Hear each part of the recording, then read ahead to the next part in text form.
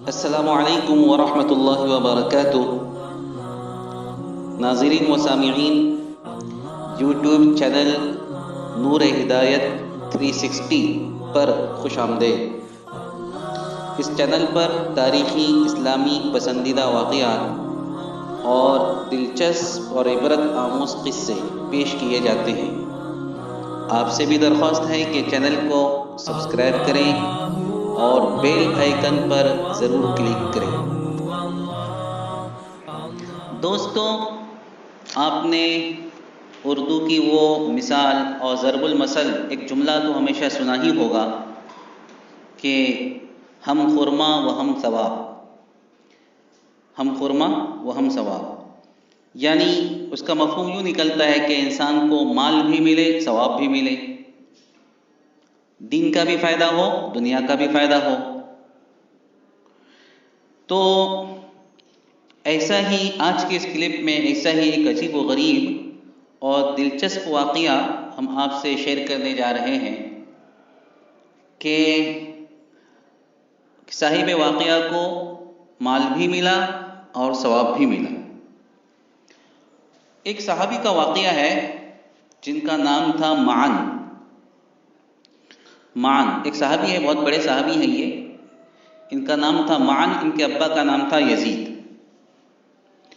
تو یہ جو صحابی ہیں حضرت معن ابن یزید، یہ اپنا واقعہ بیان کرتے ہیں، اپنا قصہ، بڑا دلچسپ قصہ ہے، بیان کرتے ہیں کہ ایک دن ایسا ہوا کہ میرے ابا یعنی حضرت یزید، یہ بھی صحابی ہیں، بلکہ یہ اور ان کے ابا اور ان کے دادا کا نام تھا اخنس، تو یہ تینوں کے تینوں صحابی ہیں۔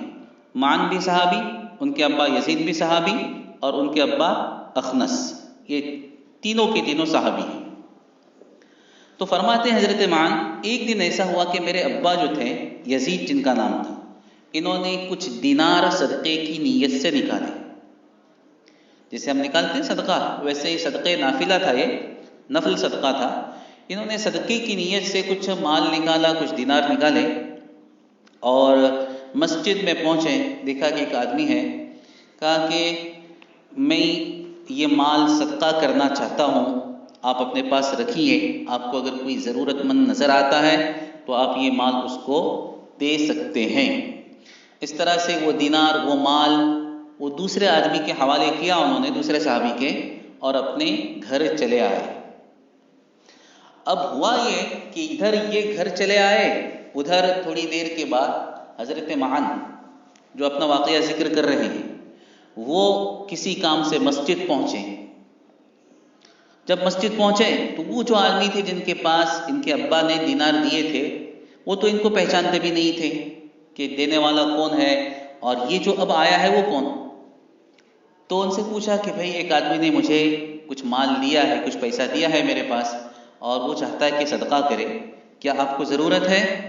کیا آپ حاجت مند ہیں؟ انہوں نے کہا کہ ہاں میں حاجت مند ہوں، مجھ کو ضرورت ہے مال کی۔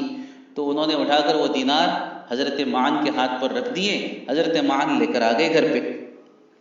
اب گھر آ گئے، ابا سے کہا کہ دیکھو ایک آدمی نے مجھ کو صدقے کے طور پر کچھ دینار دیے ہیں، میں ضرورت مند تھا، لے کر آ گیا۔ باپ نے پہچان لیا، حضرت یزید نے پہچان لیا کہ ارے یہ تو وہی مال ہے اور یہ تو وہی پیسہ ہے جو میں خرچ کر کے آیا ہوں اور میں نے صدقے کی نیت سے دیا تھا۔ تو کہا کہ بیٹا میں نے تو تیری نیت نہیں کی تھی، میں نے تو سوچا تھا کہ کسی ضرورت مند حاجت مند کو وہ دی جائے اور اس کو مل جائے، لیکن میری نیت یہ نہیں تھی کہ تجھے ملے یہ۔ حضرت معن کہنے لگے کہ نہیں، مجھ کو تو آپ نے نہیں دیا ہے، مجھ کو تو ایک ایسے آدمی نے دیا ہے جو مجھے پہچانتا بھی نہیں تھا، اور اس کو تو یہ معلوم نہیں تھا کہ میں آپ کا بیٹا ہوں، تو میں تو یہ مال چھوڑنے والا نہیں ہوں۔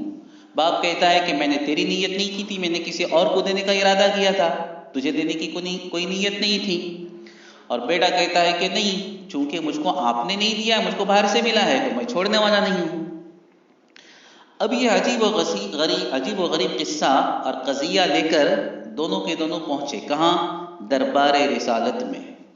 حضور پاک صلی اللہ تعالی علیہ وسلم کے پاس پہنچے اور سارا کے سارا واقعہ اور قصہ بیان کر دیا۔